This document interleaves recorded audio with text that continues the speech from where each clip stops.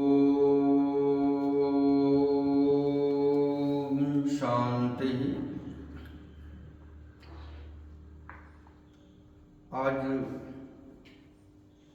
भगवान श्री राम पर कुछ कहने के लिए सर के द्वारा निर्देश हुआ है। तो ये देखा जाता है और सुना भी जाता है, जो साक्षात प्रमाण भी होता है कि जब श्री राम की कथा जहाँ पर होना होता है, वहाँ पर श्री हनुमंत लाल जी यानी हनुमान जी पहले से विराजमान रहते हैं। तो हम सभी लोग पहले हनुमान जी की वंदना करते हैं। अतुलित बलधामं हेम शैलाभदेहं दनुजवन कृशानं ज्ञानिनाम् अग्रगण्यं सकल गुण निधानं मानराणामधीशं रघुपति प्रिय भक्तं वात जातं नमामि।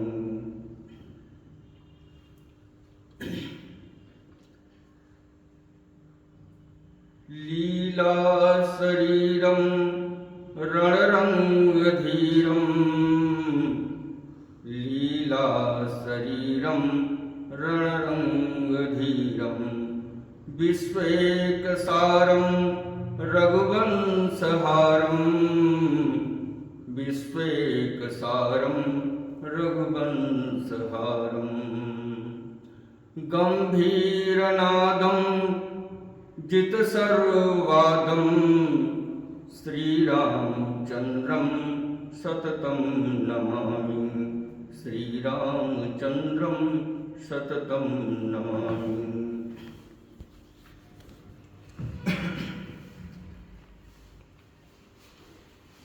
मंच पर विराजमान परम श्रद्धेय वेद विद्या के परम निष्णाता विद्वान सहृदय ओजस्वी वक्ता इलाहाबाद विश्वविद्यालय प्रयागराज में आचार्य पद को सुशोभित कर रहे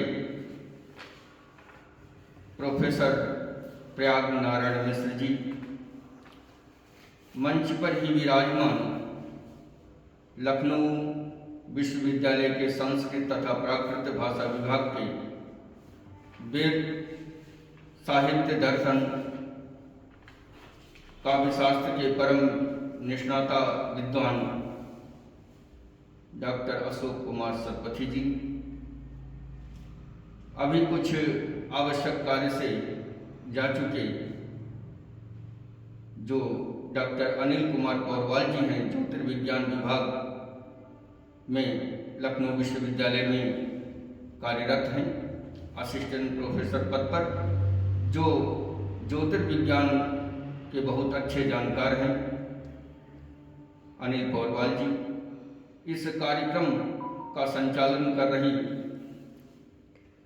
पाली प्राकृत एवं भाषा के मर्मज्ञ विदुषी डॉक्टर पत्रिका जैन जी, सम्मुख उपस्थित सभी विद्याभिलाषी श्रद्धावान छात्र एवं छात्राओं,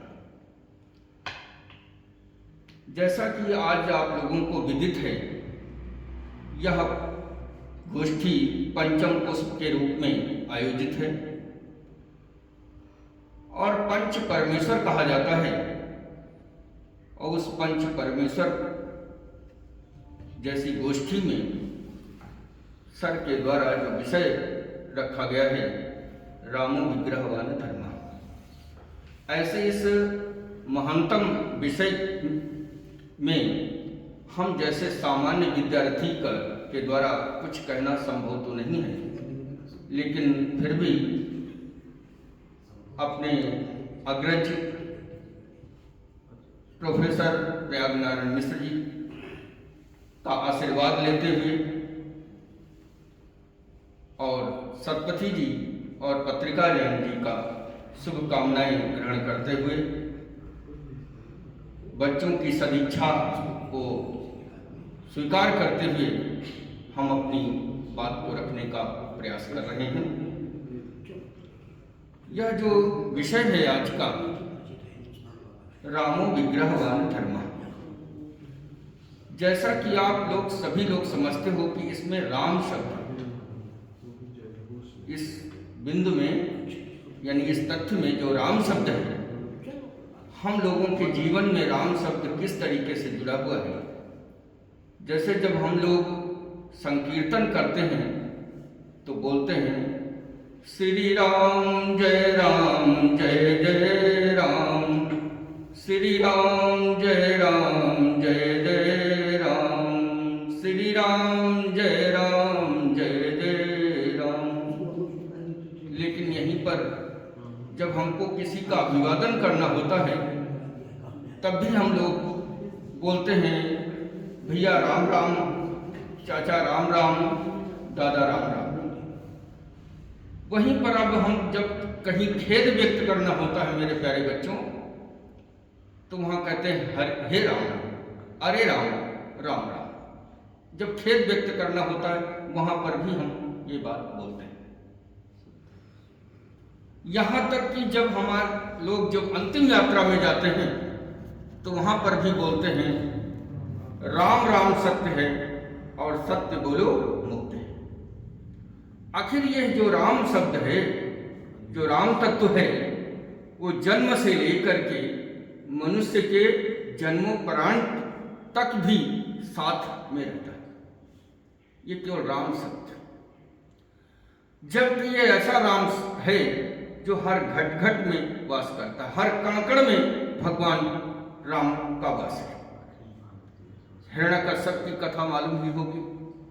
प्रहलाद ने कहा कि इस खंभ में भी राम है, विष्णु जी हैं, और वो ऐसी स्थिति आई कि वो स्वयं प्रकट हो गई।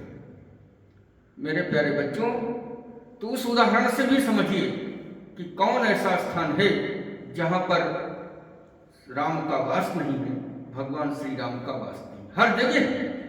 और बेटा, ऐसा कोई साहित्य नहीं है जिसमें भगवान श्री राम की चर्चा न हो, जिनके विषय में कुछ लिखा न गया हो, ऐसा कोई साहित्य है ही नहीं है। हर एक साहित्य में भगवान श्री राम की चर्चा अवश्य ही आई है। लेकिन ये जो राम शब्द है, राम शब्द की व्युत्पत्ति के विषय में हमारे आचार्य विद्वानों ने बहुत ही मार्मिक ढंग से बात कही है। वो किस तरीके से कहते हैं, जरा उस पर ध्यान देने की बात है कि वो जो है अपनी बात को इस तरीके से रखने की कोशिश करते हैं हमारे आचार्य विद्वान लोग कि वो कैसे कहते हैं रमन्ते योगिनो अनंते नित्यानंद चिदात्मनि इति राम पदे नासो परम ब्रह्म अविधीयते।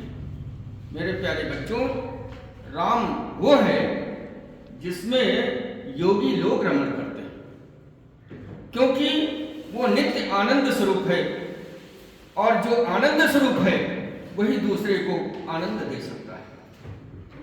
और जो परमात्मा में अपने को रमण करता है, मन लगाता है, वो निश्चित रूप से आनंद की अनुभूति करता है, क्योंकि वो नित्य आनंद स्वरूप है। ऐसा ये परमात्मा जो नित्य आनंद स्वरूप है, उसमें हमारे योगी लोग रमण करते हैं। मेरे प्यारे बच्चों, ये जो राम है, उस शब्द का केवल राम से उनका नाम बहुत अधिक महत्वपूर्ण है। इस प्रसंग में अभी थोड़ी सी कथा भी हम प्रस्तुत करने की कोशिश करेंगे। मेरे प्यारे बच्चों, राम में यदि रमण करोगे, मन लगाओगे, तो निश्चित रूप से ये आपके जीवन की जो धारा है वो कुछ और ही हो जाएगी। जरा विचार करिए कि राम शब्द में जब योगी लोग रमण करते हैं तो आप लोगों को भी रमण अवश्य ही करने की कोशिश करना चाहिए। और राम और क्या है? सर्वेषु रमन्ते राम, सब में जो रमण करता है वो राम है। मेरे प्यारे बच्चों, हम आप सब में उस श्री राम का तत्व विद्यमान है। और हम जो बोल रहे हैं वो हमारी आत्मा से जो शब्द निकल रहे हैं वो भगवान श्री राम के द्वारा ही हम बोल रहे हैं, क्योंकि हमारे अंदर उन्हीं का स्वरूप विद्यमान है। और मेरे प्यारे बच्चों, ये परमात्मा का स्वरूप हम लोगों के अंदर उसी प्रकार से विद्यमान है जैसे कुंडे से निकली हुई चिंगारी। जब कुंडे में हम प्रहार करते हैं मेरे प्यारे बच्चों, तो उससे चिंगारी निकलती है, लेकिन उस छोटी सी चिंगारी में अग्नि तत्व है। हम आप सभी लोग परमात्मा रूपी कुंडे से निकली हुई चिंगारी स्वरूप है। ये क्षण भर में हम नष्ट हो जाएंगे, हमारा कोई अस्तित्व नहीं रहेगा। लेकिन बेटा जरा विचार करिए मेरे प्यारे बच्चों, वही चिंगारी जब सूखे घर को पा जाती है या गैस को पा जाती है, वही चिंगारी विशालकाय अग्नि तैयार हो जाती है। उसी प्रकार से मेरे प्यारे बच्चों, जिस समय आप चिंगारी स्वरूप तो हैं, लेकिन सत्संगत रूपी घर को पाकर के, सूखे घर को पाकर के, यानी सत्संगत को प्राप्त कर लोगे तो आप राममय हो जाओगे, ये निश्चित है। तो आप एक चिंगारी स्वरूप हैं, लेकिन फिर भी आप ये मत मानिए कि मेरे अंदर कौन सी क्षमता है। आप अपने अंदर विचार करिए कि जो शक्ति परमात्मा में है, उस परमात्मा की शक्ति स्वरूप मैं भी हूं, और वास्तव में है भी, ऐसा नहीं है कि नहीं है। और ये जो परमात्मा तत्व है, जो विष्णु स्वरूप में होते हुए भी जो श्री अयोध्या में राजा दशरथ के घर में 4 बालकों का जन्म होता है, और ये 4 बालक जो है वास्तव में राम के ही स्वरूप में है। कौन? क्योंकि जो राम है, जो रांग कहा जाता है, रांग और ओम में कोई भेद नहीं, ओमकार और रांग में कोई भेद नहीं, वे महत्व और महत्व की दृष्टि से एक है। राम, जो श्री राम का जो नाम है, जो गुरु वशिष्ठ जी ने रखा, इन चारों भाइयों का जो नाम रखा था, वे ओम के ही पादों को ग्रहण करते हुए, उसके अर्थ को ग्रहण करते हुए ही उन्होंने राजा दशरथ के यहाँ जो 4 बालक थे उन्हीं का नाम रखे थे। तो उसके संदर्भ में एक उपनिषद में संदर्भ मिलता है, तो वो इस तरीके से है, अकाराक्षर संभूता सौमित्र ही विश्व भावना, उकाराक्षर संभूता शत्रुघ्न तेजसात्मक, प्रज्ञात्मकस्तु भर्तो मकाराक्षर संभव, अर्धमात्रात्मको रामो ब्रह्मानंद एक विग्रह। मेरे प्यारे बच्चों, जो भरत का नाम है, शत्रुघ्न का नाम है, और लक्ष्मण जी का जो नाम है, और श्री राम जी का जो नाम है, वो ओंकार के पादों को भी ग्रहण करते हुए गुरु वशिष्ठ जी ने रखा। और ये राम जो है, यानी वो जो राम तत्व है, जो जिसकी व्याख्या हमने पहले करने की कोशिश की है, वही श्री राम पूर्ण परमेश्वर है।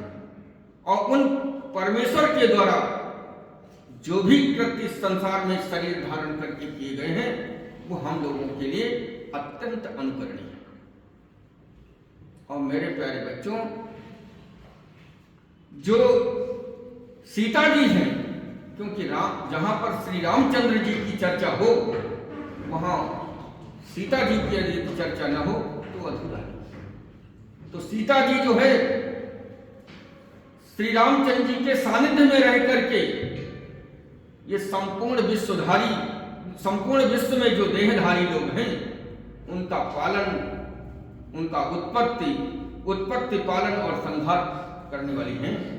इस स्थिति में अगर हम देखते हैं, तो ऐसी स्थिति में वो जो पूरे ब्रह्मांड में अपनी सत्ता को भगवान श्री राम जी और सीता जी अपनी सत्ता को उपस्थापित करते हैं, क्योंकि जो नाद स्वरूप है, जो ओम का नाद बिंदु है, नाद बिंदु स्वरूप जो है वो सीता है।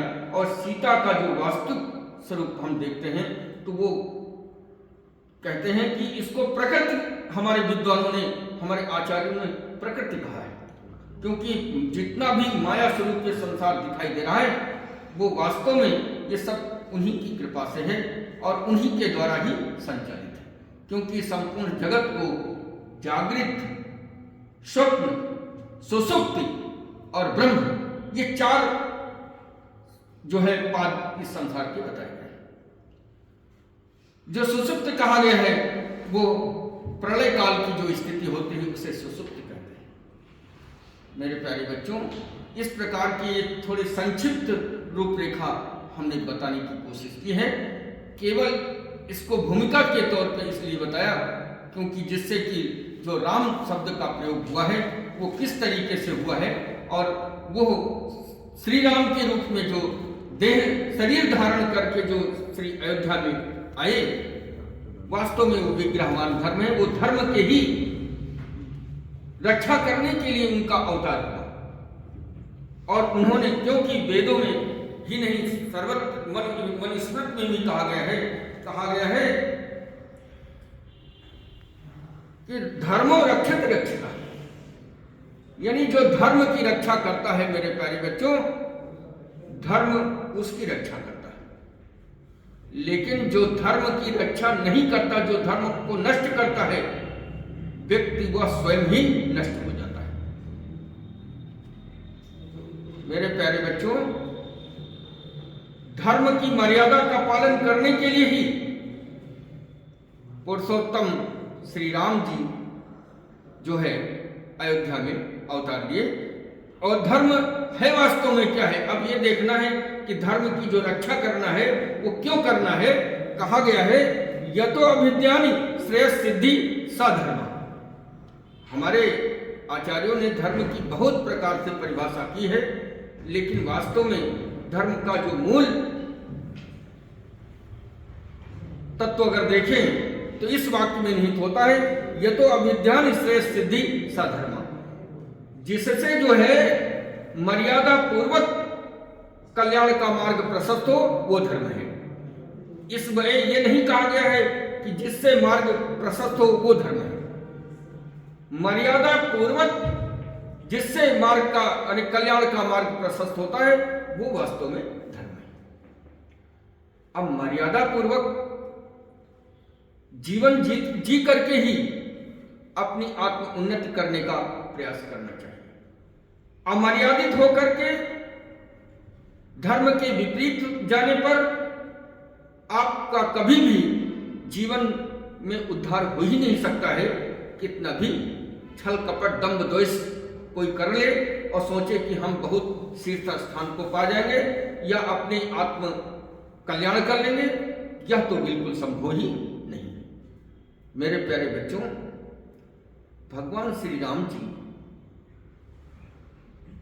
वैदिक परंपरा में निहित जो मर्यादा है उस मर्यादा का पालन करने के लिए ही और लोगों को सिखाने के लिए, लोगों की दृष्टि में आने के लिए, लोगों को बताने के लिए, मार्ग दिखाने के लिए ही उन्होंने अवतार लिया। और वास्तव में उनका एक एक जीवन का तथ्य जो देखा जाए तो वो हमारे लिए अनुकरणीय है। मेरे प्यारे बच्चों, एक कथानक है। एक बार की कथा आपको मालूम होगी, सभी बच्चे जानते हैं कि श्रवण कुमार को राजा दशरथ जी के द्वारा वध हो गया। अचानक तीर लग गया, अनजान में हुआ। लेकिन उसका प्रायश्चित करने के लिए राजा दशरथ जी जो है वशिष्ठ के आश्रम में पहुंचे। महर्षि वशिष्ठ के आश्रम में पहुंचे तो संयोग ये था महर्षि वशिष्ठ जी उस समय वहां पर आश्रम में विद्यमान नहीं थे। तो प्रायश्चित करने का कौन सा मार्ग अपनाया जाए इसको पूछने के लिए गए हुए थे। तो वशिष्ठ जी के पुत्र वामदेव जी मिल गए और उनसे उन्होंने बहुत आग्रह किया। तो जब आग्रह किया तो उन्होंने राम नाम को 3 बार उच्चारण करने के लिए कहा राम राम राम करेंगे तो आप इससे प्रायश्चित करेंगे और आपका उद्धार हो सकता है। उस समय के बाद महर्षि वशिष्ठ जी आए और पुत्र वामदेव को बड़ी उत्सुकता हुई बताने को। वो सोचे कि आज मेरे पिताजी बहुत प्रसन्न होंगे। तो राजा दशरथ का सारा वृत्तांत बताया और कहा कि मैंने उनसे 3 बार राम शब्द का उच्चारण करने के लिए कहा। तो महर्षि वशिष्ठ जी ने कहा, ये तो आपने अनर्थ कर दिया। अब वामदेव जी ने सोचा कि मैंने तो बहुत अच्छा रास्ता बताया, लेकिन ये पिताजी मुझसे कहते हैं कि अनर्थ कर दिया, ये अनर्थ कैसे हो गया भाई?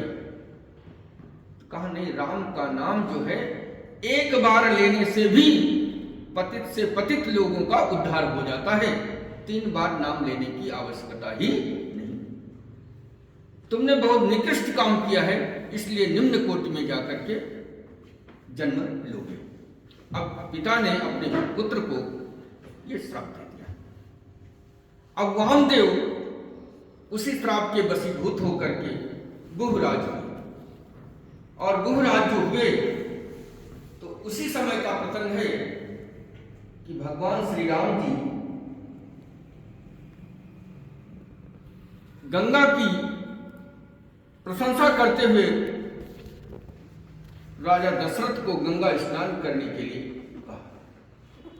अब बताइए, यहाँ पर भगवान श्री राम की मर्यादा देखिए, उनका धर्म देखिए कि वो सब कुछ जानने वाले हैं और जिनके नाम से पतित लोगों का उद्धार हो जाता है, वो जो है गंगा में स्नान करने के लिए अपने पिता को बताते हैं।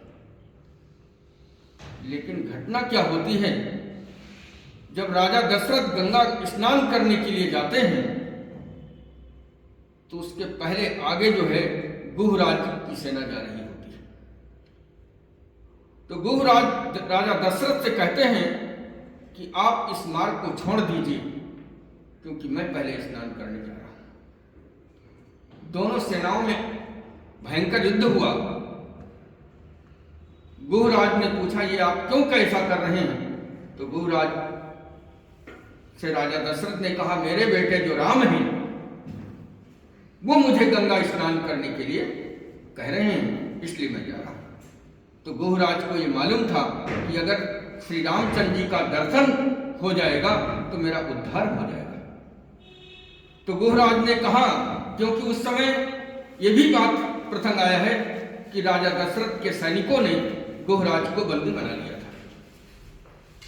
जब बंदी बना लिया तो उस समय जब उन्होंने कहा कि आप अपने बेटे का दर्शन कराइए, तो श्री रामचंद्र जी वहां पर उपस्थित होते हैं और गुहराज उनसे क्षमा याचना करते हैं, अपराध बोध करते हैं कि मुझसे अपराध हो गया था। तो भगवान श्री रामचंद्र जी गुहराज को मुक्त करते हैं। तो जरा इस तथ्य में, इस कथानक में जरा विचार करिए कि जो स्वयं तत्ववेता है, सबका उद्धार करने वाला है, वो लोग भी, उन्होंने भी अपने पिता दशरथ को गंगा में स्नान करने के लिए प्रेरित करते हैं, गंगा की प्रशंसा करते हुए गंगा का महात्म्य बताते हैं। तो देखिए यहाँ पर किस तरीके से उन्होंने वास्तव में मर्यादा का पालन किया है, और ये मर्यादा का पालन करने के लिए ही वास्तव में जो है भगवान श्री राम जन्म ले लिए हैं। और इतना ही नहीं मेरे प्यारे बच्चों, अपने पक्ष का कोई व्यक्ति अगर किसी व्यक्ति की प्रशंसा करता है तो ये स्वाभाविक होता है कि हाँ भाई, अपना व्यक्ति है, अपने स्नेही हैं, लोग प्रशंसा कर रहे हैं। लेकिन ये जो रामो विग्रहवान धर्म कहा गया है, वो मारीच जो है, जो भगवान श्री राम का शत्रु है, वैरी है, फिर भी रावण को समझाते हुए कहता है, क्या कहता है? रामो विग्रहवान धर्म साधु सत्य पराक्रम राजा सर्वस्व लोकस्य देवानाम यु वासः। यानी इंद्र जैसे सभी देवताओं के राजा हैं, उसी प्रकार से भगवान श्री रामचंद्र जी संपूर्ण जगत के राजा हैं। और वे जो है सत्यवान हैं, पराक्रमी हैं और धर्म के ही अवतार हैं, ऐसा मारीच जो है रावण को समझाता है। अब देखिए, अगर धर्म की मर्यादा का पालन करने वाले पुरुषोत्तम श्री राम जी न होते तो क्या एक शत्रु उनकी प्रशंसा करता? बिल्कुल न करता, क्योंकि शत्रु के मुख से अगर कोई प्रशंसा सुनने को मिलती है तो वास्तव में कुछ न कुछ निश्चित रूप से तथ्य होता है। आज का वो प्रसंग पर ज्यादा विचार करने की जरूरत नहीं। कुछ लोग बाहर से बहुत प्रशंसा करते रहते हैं, बाहर अंदर क्या रहते हैं वो तो प्रसंग अलग है। लेकिन त्रेता काल की बात, या आज भी त्रेता काल, द्वापर, सतयुग सब कुछ है आज, लेकिन बस आप में विचार कैसे हैं, किस तरीके से विचार रखते हैं, ये बात करने की बात होती है।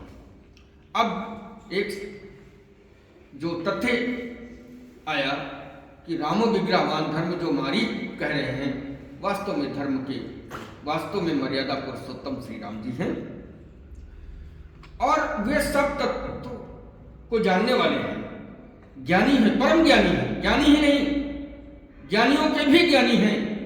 वो भी जो है वेदः स्मृति सदाचारा स्वस्य यो प्रियात्मनः एतत् चतुर्विधम प्राहु साक्षात धर्म से लक्षण। जो धर्म के साक्षात ये 4 लक्षण कहे गए हैं। बताइए, भगवान श्री राम जी सब कुछ जानने वाले हैं, लेकिन फिर भी अब मर्यादा का पालन करने के लिए गुरु के पास गए और गुरु के श्री चरणों में बैठ करके वेदाध्ययन किए, शास्त्रों का चिंतन किए हैं, सदाचार का पालन भी कर रहे हैं। अब मेरे प्यारे बच्चों, अपनी आत्मा के कल्याण के लिए भी उन्होंने पूरे धर्म का निर्वाह किया। वो श्री रामचंद्र जी वास्तव में सब कुछ जानने वाले हैं, लेकिन फिर भी लोक मर्यादा, वेद की मर्यादा का पालन करने के लिए देखिए किस प्रकार से गुरु के श्री चरणों में बैठ करके अध्ययन कर रहे हैं। ये केवल अपने शरीर को धारण करके इस संसार को अपनी लीला दिखा रहे हैं, और लीला दिखाना ही नहीं है बल्कि उनके केवल दिखावा मात्र नहीं है, वास्तविकता के धरातल पर उतर करके उन्होंने इस तरीके का जो है प्रयास किया है, समाज को एक नई दशा और दिशा में बदलने के लिए और समाज को एक दशा दिखाने के लिए। और देखिए, अब हम इस बात पर चलते हैं कि जो उपनिषदों में कहा गया है धर्म के पालन करने की बात, धर्म का पालन मातृदेवो भव, पितृदेवो भव, आचार्य देवो भव, अतिथि देवो भव कहा गया है। ये जो मातृदेवो भव, पितृदेवो भव, अतिथि देवो भव, आचार्य देवो भव की बात जो कही गई है, तो भगवान श्री रामचंद्र जी अपनी माता का किस प्रकार से, अपनी माताओं को किस प्रकार से उनके धर्म उनकी सेवा करते हैं, उनकी आज्ञा का पालन करते हैं, ये थोड़ा बहुत ही विचार करने की बात है। बताइए, यहाँ पर सामान्य लोग अपने माता पिता की कोई थोड़ी सी अनमन बात सुन करके जो मन में अच्छी न लगे तो लोग अपने पिता से बोलना बंद कर देते हैं। मेरे प्यारे बच्चों, आज ये देखने को मिल रहा है, भाई भाई से बोलना बंद कर देता है। लेकिन पुरुषोत्तम श्री राम जी स्वयं इस बात को न मान करके, किसी की अनेक कहानियों को न कहने के बजाय, मैं जो कैकेयी जी जो उनकी प्रशंसा कर रही हैं, क्योंकि जब मंथरा के द्वारा ये सुना जाता है कि श्री रामचंद्र जी का राज्याभिषेक होगा, तो उस समय वो क्या कहती हैं, जरा ध्यान दीजिए। यथा वे भरतो मानस से तथा भूयो अपि राघवः कौशल्या तो अतिरिक्तम चामम सुश्रते बहु। यानी श्री राम जी भरत से भी अधिक मेरी सेवा करते हैं, मेरे लिए वो बहुत ही प्रिय है। अब जरा सोचिए, कैकेयी जी जो है श्री रामचंद्र जी की किस प्रकार से प्रशंसा कर रही हैं। एक समय भगवान श्री राम जी का वनवास हो रहा है, होने की स्थिति है, लेकिन उसी समय ये जो है कैकेयी उनकी प्रशंसा करती, मंथरा समझा रही है, समझाने का प्रयास करती है कि भरत को राज दिलाने की कोशिश करें। लेकिन उस समय कैकेयी इस बात को बिल्कुल इनकार कर देती हैं कि नहीं, भरत से अधिक प्रिय जो है मेरे लिए राम जी है, क्योंकि राम जी हमारी जो है कौशल्या से अधिक मेरी सेवा करते हैं।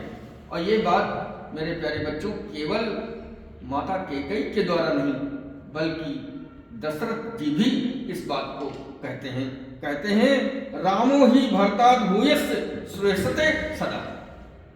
यानी राम जी जो है भरत से ज्यादा आपकी सेवा सदैव किया करते हैं। यानी इसका मतलब है जब 14 वर्ष का वनवास की बात आई तो उस समय भरत की बात से और रामचंद्र जी की बात में तुलना करते हुए जो है राजा दशरथ जी ने भी इस बात को उजागर किया है कि अरे कैकेयी, आप क्यों इतना जो है राम को वनवास देने के लिए अपने बात रख रही हो? राम जी तो भरत से ज्यादा आपकी सेवा करते रहे हैं, तो इतनी जिद क्यों कर रही हो? लेकिन नहीं मेरे प्यारे बच्चों,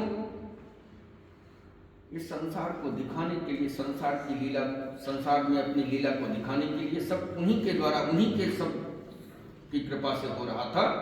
केवल हमारे आपके लिए एक लोकाचार था, वो हुआ, लेकिन इस लोकाचार से भी समाज को सीखने की जरूरत है। बताइए, भरत को जब राज तिलक होने की बात आई कि हाँ राज भरत को दिया जाए, तो राम के अंदर तब भी किसी प्रकार की मलिनता नहीं आई। राम के अंदर जरा से कोई मलिनता नहीं आई, वे तुरंत राज्य को त्याग कर दिए। क्यों कर दिए? क्योंकि पिता की सेवा करना है, पिता की आज्ञा का पालन करना है, और पिता की आज्ञा का पालन करना ही सर्वोपरि है। मेरे प्यारे बच्चों, माता और पिता की सेवा जो है कभी भी मनुष्य समझ के मत करो, देव समझ कर करो, क्योंकि माता पिता वास्तव में साक्षात देव है। और जिसने अपने माता पिता की सेवा कर ली वो वास्तव में सब कुछ प्राप्त कर लेगा, क्योंकि माता पिता की सेवा करना परम आवश्यक है। लोग तीर्थ यात्रा खूब करते हैं, ठीक है, हम उस तीर्थ यात्रा की विरोधी नहीं है मेरे प्यारे बच्चों।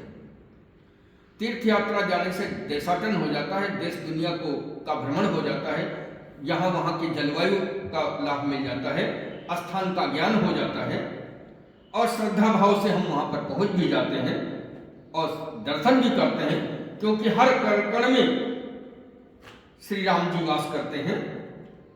लेकिन जो घर में आपके साक्षात माता पिता जो देवी देवता के रूप में विराजमान हैं, उनकी आज्ञा का पालन करना ये परम कर्तव्य है। यही दिखाने के लिए जो है भगवान श्री रामचंद्र जी ने यह स्वरूप अपना प्रकट किया। और इतना ही नहीं मेरे प्यारे बच्चों, अब थोड़ी सी ये बात, जब सीता जी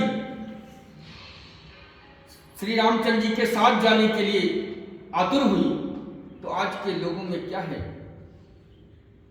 अगर कहीं पति कहीं दूसरी लोग जगह जाकर के सर्विस करने लगते हैं तो उसी दिन ज्वाइन करने के दूसरे दिन ही अपनी पत्नी को लेकर जाने की कोशिश करते हैं। लेकिन देखिए रामचरितमानस में के अनुसार जो है रामचंद्र जी रोक नहीं सीता को, कहते हैं जब जब मातु करहि सुधि मोरी होई है प्रेम विकल मति मोरी, तब तब तुम कही कथा पुरानी सुंदरी समझायो मृदु बन। यानी आप को यही रहना है और रह करके माता जी को जब मेरी याद आए तो आप जो है निश्चित रूप से मेरी पुरानी कथाओं को सुना करके उनको शांत करने का प्रयास करना, उनके दुख को कम करने का प्रयास करना। अब देखिए माता सीता को रोक रहे हैं और स्वयं वन को जाने को तैयार हो रहे हैं। लेकिन उसी दृष्टि में क्या जब जाते हैं तो बताइए, जब सीता जी को जाने का धर्म की शिक्षा हो जाती है कि नहीं, सीता को जाना भी उचित है, लेकिन उनकी ही कृपा, अगर ये सब सीता जी वहाँ गई, ये सब रावण का युद्ध हुआ, ये सब प्रसंग जो आए हैं, ये सब उन्हीं की कृपा से हो रहे हैं। एक दूसरे प्रसंग में देखिए भगवान श्री राम जी किस प्रकार से अपनी मर्यादा का पालन करते हुए दिखाते हैं कि जब पुत्र को वनवास दे रही है कैकेयी, लेकिन फिर भी क्या करते हैं, रघुकुल तिलक जोरि दो हाथा, मुदित मात पद नावई माथा। मेरे प्यारे बच्चों, वनवास हो गया, लेकिन भगवान श्री राम जी दोनों हाथों को जोड़ करके माताओं को प्रणाम कर रहे हैं। माता कैकेयी को भी प्रणाम किया, माता सुमित्रा को भी प्रणाम किया और माता कौशल्या को भी प्रणाम किया।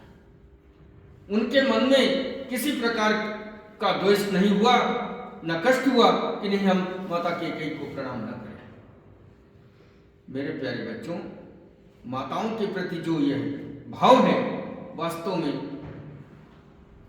बहुत ही अनुकरणीय है और हम लोगों को भी इस पर ध्यान देना चाहिए। और उसी तरीके से जब भरत जी श्री रामचंद्र जी को लौटाने के लिए जाते हैं कि नहीं, वो मामा के यहाँ से आते हैं भरत जी, जब जानते हैं कि जो है हमारे बड़े भाई श्री राम जी का जो है वनवास हो गया है, तो भरत जी लौटाने के लिए जाते हैं, तो उनके साथ माताएं भी हैं। तीनों माताएं गई और नगर की और भी माताएं साथ में गई।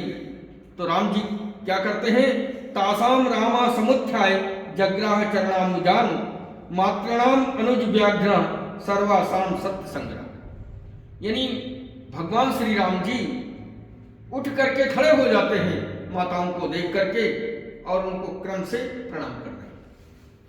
अब वन में गए हैं माता कैकेयी के कहने पर, लेकिन फिर भी वो जो है सभी माताओं को क्रम से प्रणाम करते हैं। कहीं ऐसा नहीं होता है कि किसी को छोड़ दें। अब उनके अंदर का ये जो भाव है वो वास्तव में बहुत ही हम सब लोगों के लिए अनुकरणीय है। इतना ही नहीं, अब माताओं की सेवा तो बहुत प्रकार से की है,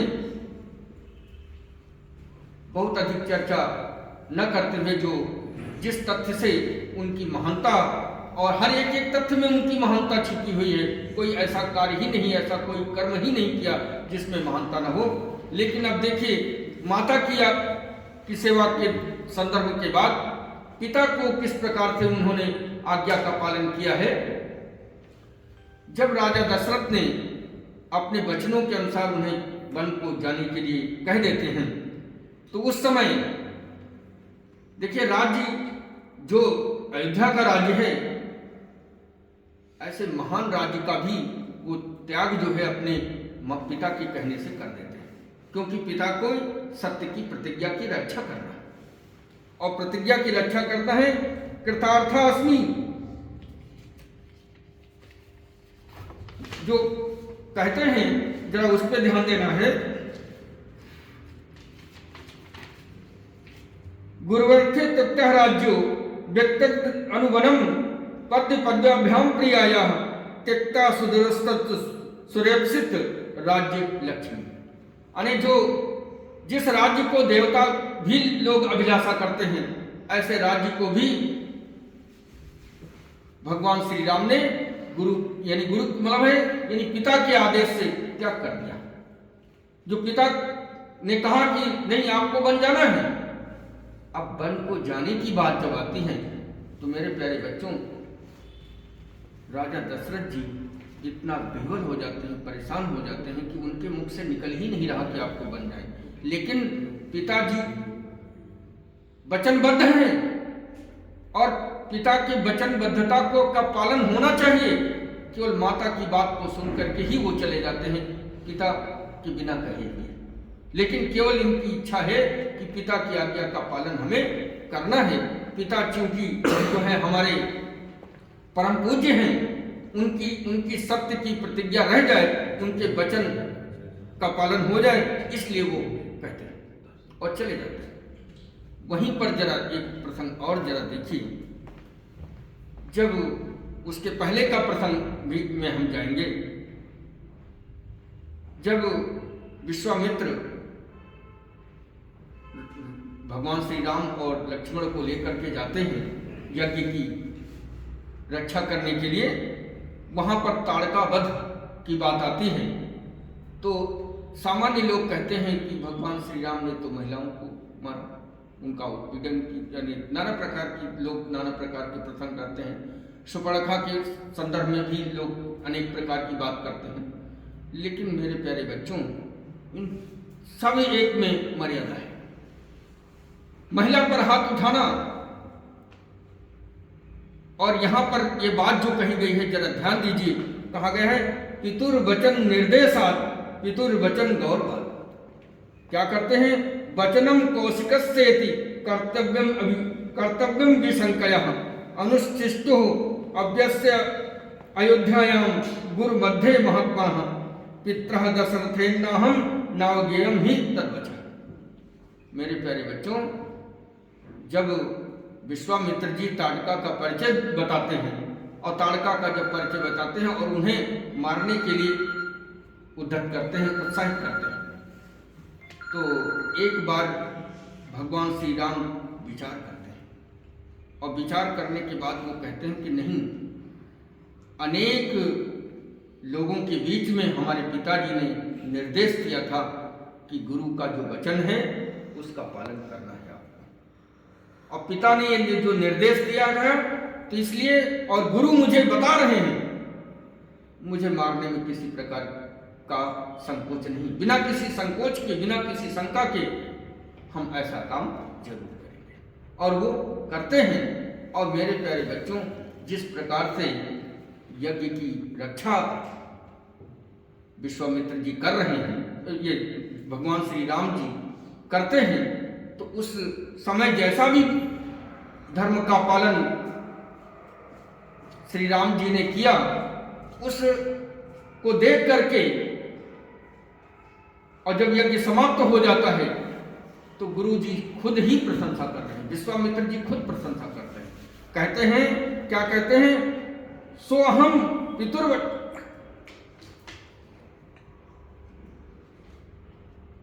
कहते हैं कि वास्तव में जो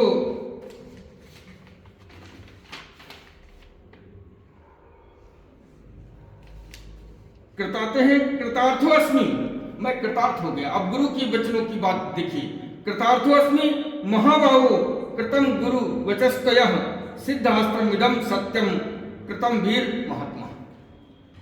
मेरे प्यारे बच्चों, गुरु खुद कहते हैं कि मैं कृतार्थ हो गया आपको पाकर के। अरे मेरे प्यारे बच्चों, अगर भगवान श्री राम इतना मर्यादा पुरुषोत्तम का जो स्वरूप मिला है, मर्यादा का पालन न करते तो गुरु कैसे प्रशंसा करते? गुरु की मर्यादा का पालन, गुरु की आज्ञा का पालन, गुरु के आदेश के अनुसार जितना भी कर्म है, उन्होंने अब गुरु के हृदय को जीत लिया, गुरु के हृदय को जीत लिया। और जीतने की स्थिति हुई कि गुरु जी खुद ही उनकी प्रशंसा कर रहे हैं। अब जो गुरु जी इस प्रकार से जो प्रशंसा करते हैं, तो हमें आपको जरूर ऐसा व्यवहार आचरण करने की कोशिश करनी चाहिए। फिर इसके बाद कहते हैं, इमो इसम मुनिर शार्दुल किंकरो समुपागत। अरे मैं तो किंकर हूं, बहुत तुच्छ आदमी हूं, छोटा हूं, लेकिन आज्ञा पे मुनिश्रेष्ठ शासनम करवा होता। अरे किंकिरों हैं, यानी मैं और लक्ष्मण में दोनों लोग साथ में हैं। कहते हैं कि गुरुजी बताइए हम आपकी कौन सी सेवा करें। अब इस प्रकार का जो प्रसंग है, कितनी श्रद्धा छिपी हुई है, किस श्रद्धा भाव से वो कह रहे हैं, जरा इस पर विचार करना है कि भगवान श्री राम जी गुरु से पूछते हैं कि हम कौन सी आपकी आज्ञा का पालन करें, मुझे क्या करना है।